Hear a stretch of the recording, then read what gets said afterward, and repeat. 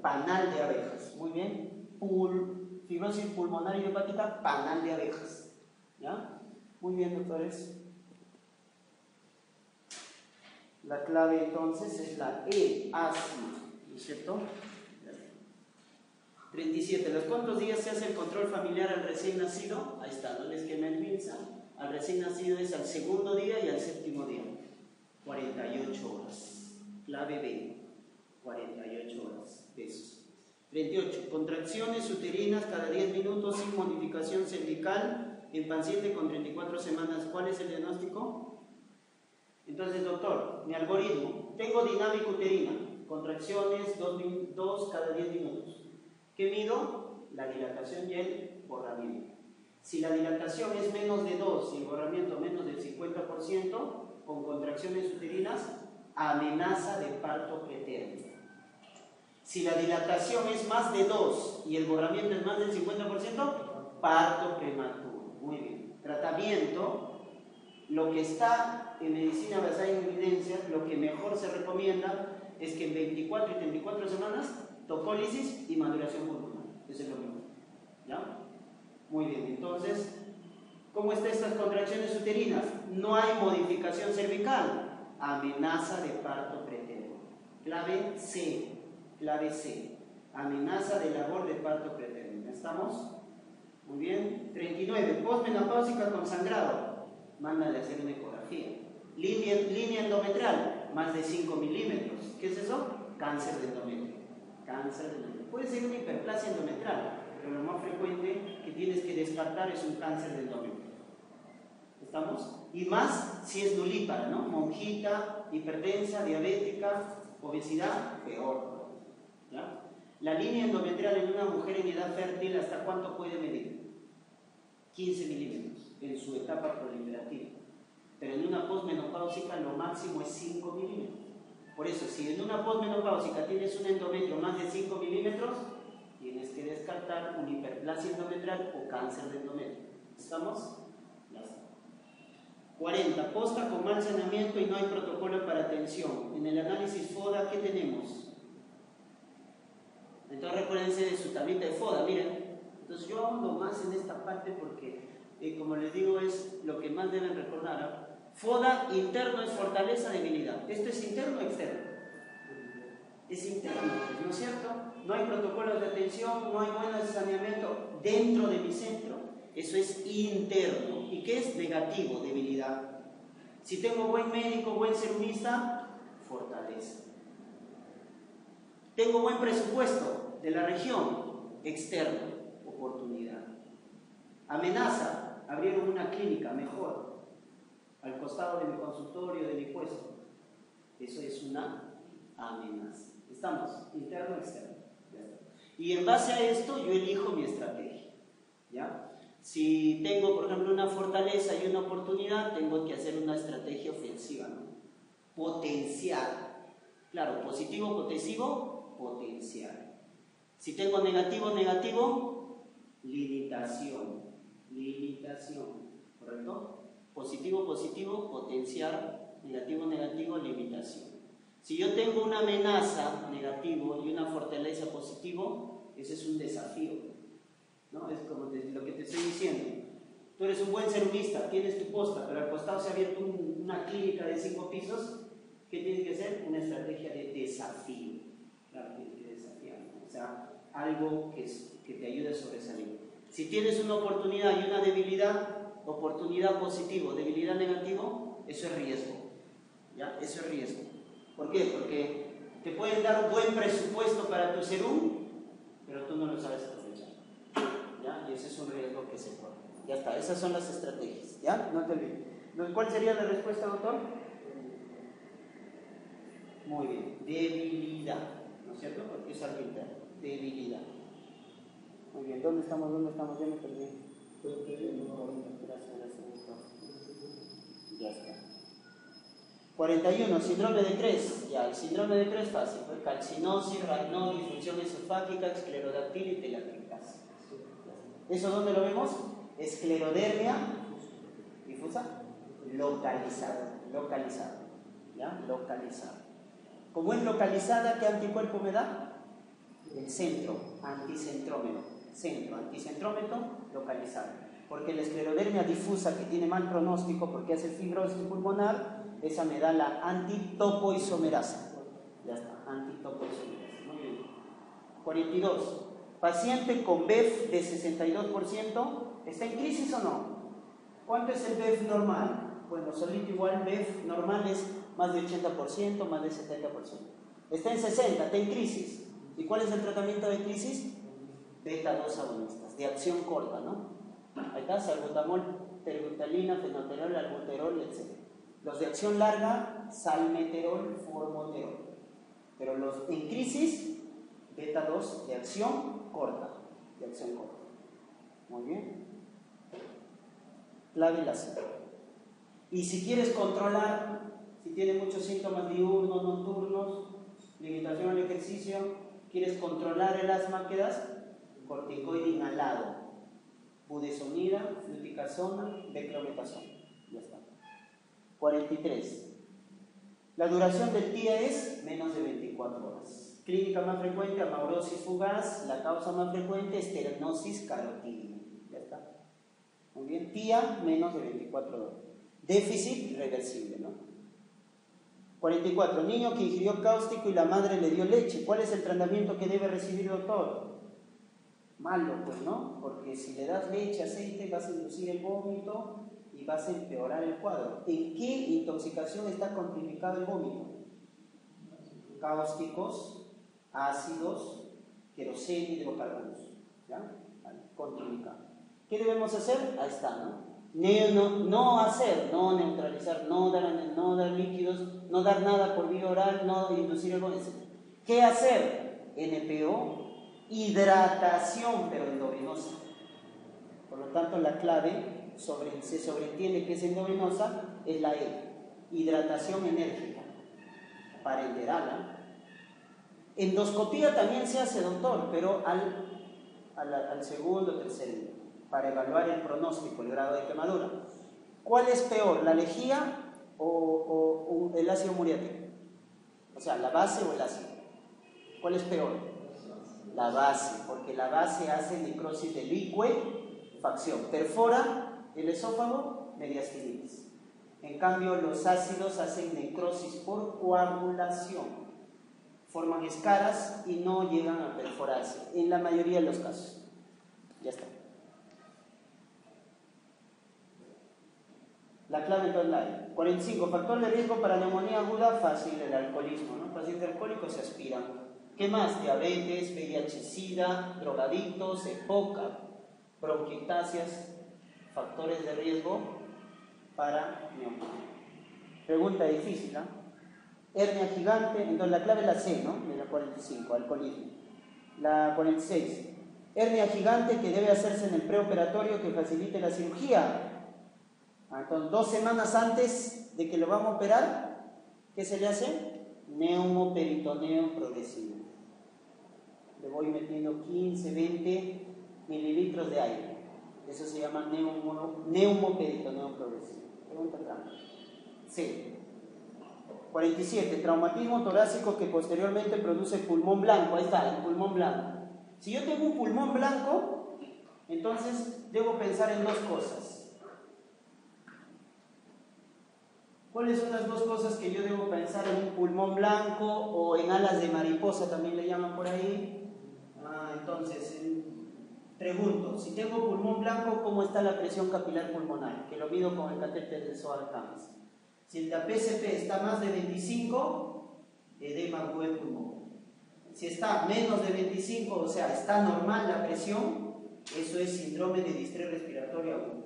Y esto se hace diagnóstico con el llamado PAFI. Presión de oxígeno con FiO2 menos de 250. Diagnóstico CDR. Con PCP normal. Porque si el PCP está elevado, edema agudo de pulmón. ¿Y cuál es la causa más frecuente del síndrome de distrés respiratorio del adulto? Sepsis. Y todas otras cosas. Sepsis, pancreatitis y también los traumatismos, contusiones pulmonares, que es lo que ha tenido el paciente, ¿no? Muy bien, por lo tanto la clave correcta es la C. C. Fiebre. ¿En el primer día o en el segundo día? segundo día. Fiebre en el segundo, tercera, hasta el 10º día, la causa más frecuente en el puerperio, endometritis puerperal. Además de útero subinvolucionado, loquios, etc. Clave A, fiebre. 50. ¿Cómo se denomina la alteración de la fusión de los pliegues ureterales, doctores? Hipospadia. Si el tubérculo genital no se une, es una fusión incompleta, pene bífido. ¿Ya? Entonces la clave acá es hipospadia. Si no se forma el recubrimiento mesodérmico, epispadia. Es cuando está arriba, ¿no? Ventral. Epispadia ventral, hipospadia dorsal. ¿Ya? Muy bien. Ya está. Ahí está, ¿no? Este es el epispadia. Arriba. No se ha formado el recubrimiento mesodérmico. Abajo, hipospadia. Falta de fusión de los pliegues ureterales. Ya está. La clave A, hipospadia. 51. Paciente que presenta dolor precordial de 5 minutos que sea reposo, calmó con nitratos, duró menos de 20 minutos, estable. Si te dice que dura más de 20 minutos, no calma el reposo, se ha presentado en el postinfarto o es por vasoespasmo, angina de Prinzmetal, eso es inestable. Todo eso es inestable. ¿Ya? Y si hay enzimas cardíacas, infarto de miocardio. Ya está. 52. Paciente con dolor crónico tipo cólico y ictericia. Examen bilirrubina total 10. ¿Cuál es el diagnóstico más probable? Mira, rapidito para que no se te olvide la patología hepatobiliar. Miren, ¿cuál es la enfermedad más frecuente a nivel de vesícula biliar? Coleritiasis, 90% asintomático. 10% ¿qué te va a dar? Entonces yo te pongo el cuadro clínico. Cólico, que dura menos de 6 horas. Cólico, que hay 2-4 horas y calmó. Cólico vesicular.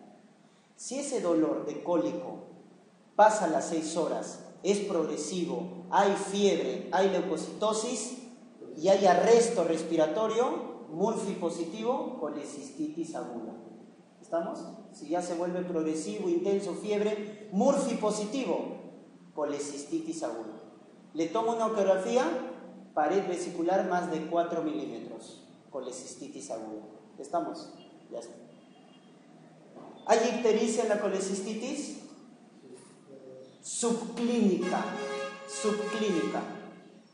¿Cómo se define la ictericia? Bioquímicamente, la ictericia es bilirrubina total más de 2, pero para que tú veas las escleras amarillas, ¿cuánto debe estar la bilirrubina?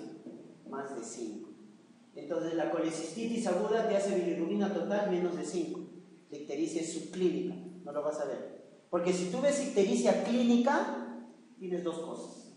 Si ves ictericia asociada a fiebre y dolor en hipocondrio derecho, colangitis aguda, triada de Charcot, fiebre, dolor en hipocondrio derecho y ictericia clínica, colangitis aguda. ¿Ya? Le quitas la fiebre y te quedas con dolor e ictericia, coledocolitiasis, que es lo que tiene el paciente. ¿Qué tiene? Ictericia y dolor, nada más. Coledocolitiasis. Si tuviera fiebre, colangitis aguda. Ya está. Muy bien. ¿Qué pasa si no es una colangitis aguda, esa fiebre con dolor, ictericia? ¿Qué puede ser también? Si no es colangitis. Tienes, mira, fiebre, dolor, ictericia, colangitis, ¿no es cierto? Lo más frecuente. Pero no es. Segundo lugar, síndrome de Mirici. ¿Qué es el síndrome de Mirici? Cuando se inflama la vesícula y comprime. Ya está. Ya están tus diagnósticos diferenciales. Bien delimitado. Tienes que ir con el conocimiento bien claro para que no dudes en el examen.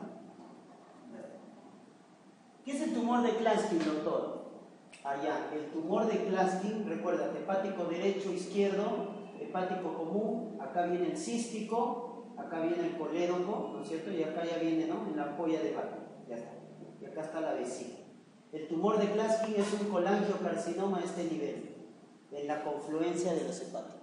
Es el colangiocarcinoma más frecuente, proximal, tumor de Klatskin. ¿Estamos? Y en el páncreas, no te olvides que yo tengo el cáncer más frecuente, adenocarcinoma de cabeza y páncreas. ¿Cómo yo diferencio un Klatskin de un tumor de cabeza y páncreas? Hay un signo que se llama signo de Courvoisier-Terrier, que es la dilatación de la vesícula indolora. Si el signo de Courvoisier-Terrier no está presente, o sea, negativo, Klatskin. Si es positivo, tumor de cabeza y páncreas. Ya está. ¿No? Así diferenciamos. 53. En la hipercalemia con cambios en el EKG, allá le va a dar arritmias ventriculares. ¿Qué le tengo que dar? Gluconato de calcio. Estabilizarle el miocito. ¿Ya? Muy bien. 54. Señala el factor de riesgo predisponente para infarto según el estudio de Framingham. Miren, doctores, el estudio de Framingham tiene factores mayores y factores secundarios. De los factores mayores son 2 no modificables. ¿Cuáles son? Sexo y edad. Y son 4 modificables: tabaco, hipertensión, diabetes y dislipidemia. Ahí tengo 6. ¿Y los secundarios cuáles son? Obesidad, aumento de fibrinógeno, aumento de homocisteína, ácido úrico, etc. Entonces esta pregunta, que es copia fiel del examen del 2012, está mal planteada. ¿Qué debe decir la pregunta? Excepto. Y si dice excepto, la que no va en la C. ¿Estamos? Porque todas las demás sí entran en el estudio, ya sean mayores o secundarios, pero la que no hablan es el antecedente familiar. Ya debe decir eso.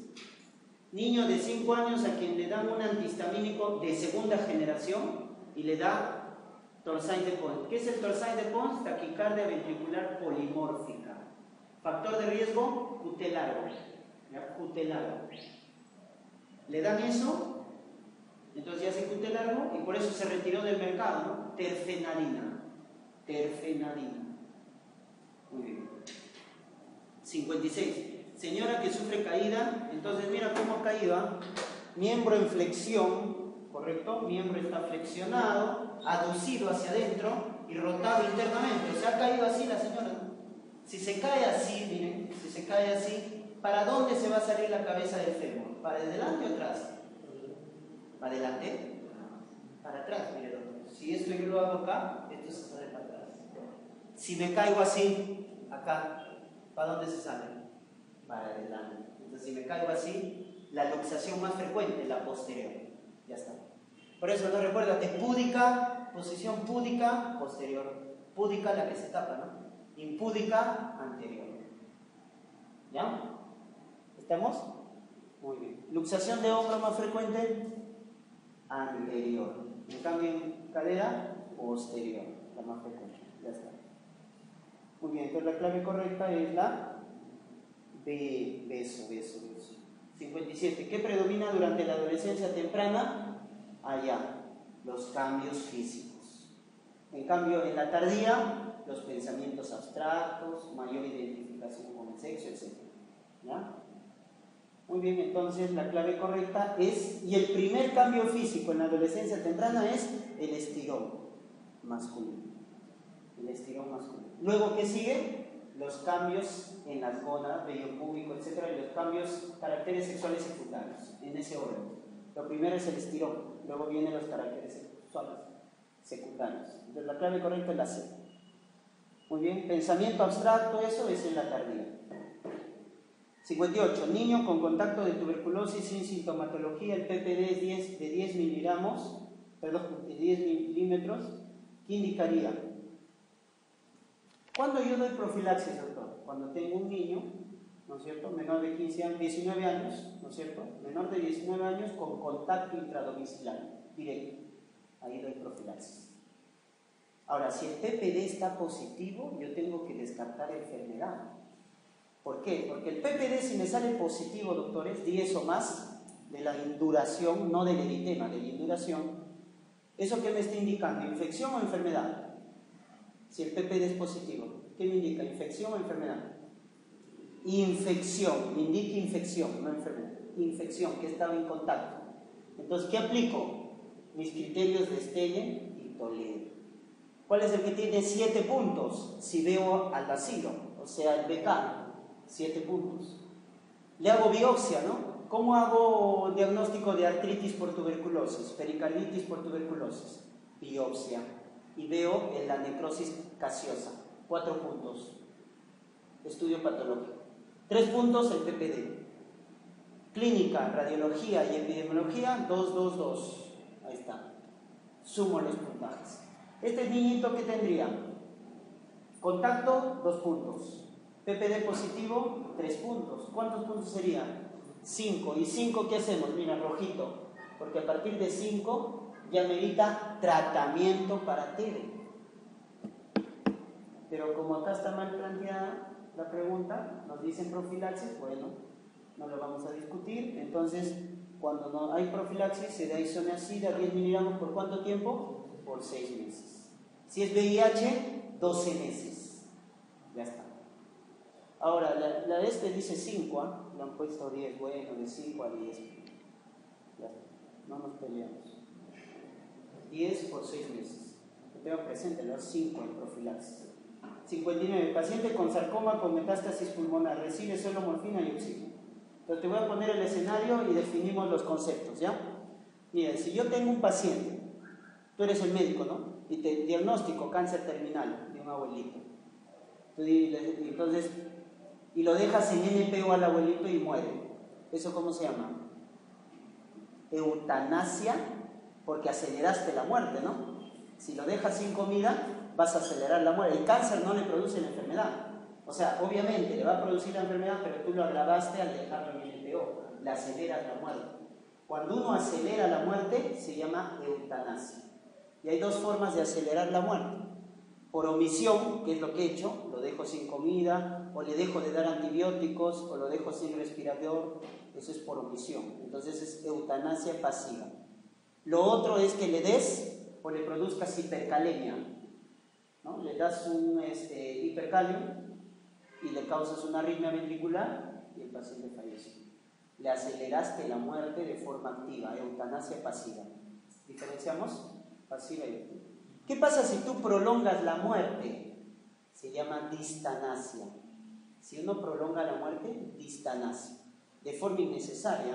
Por ejemplo, este paciente tiene un sarcoma con metástasis y bueno, tú eres familiar, ¿no? Y dices, doctor, quiero que lo opere.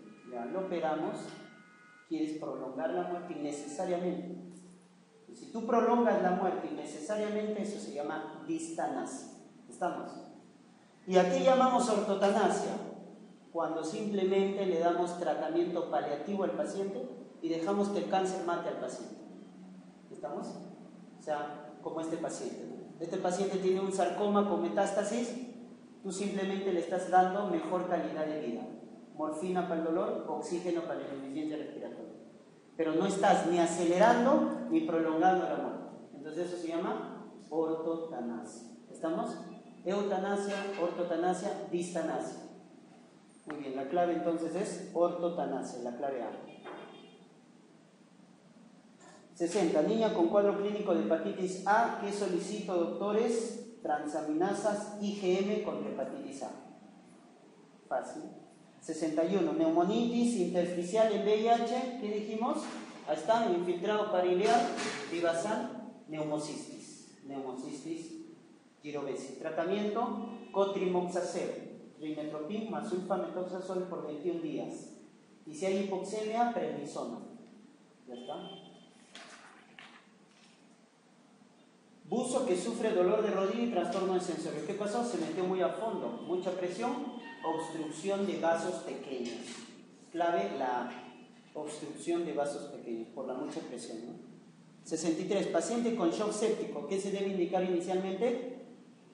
A todo tipo de shock, doctores, al inicio, fluidos y oxígeno. Entonces, ¿qué marcamos? Fluidos endovenosos. Y luego ya la terapia específica, ¿no? Si es séptico, antibiótico. Si es anafiláctico, adrenalina por vía subcutánea, 0,4 miligramos.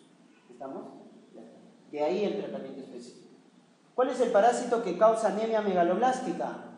Diphyllobotium latum, tenia del pescado. Parásito que causa anemia ferropénica, uncinarias, Necatorium y anchilostoma. Parásito que produce prolapso rectal, Trichuris trichura. Parásito que produce vulvovaginitis en las niñas. Oxiuro, muy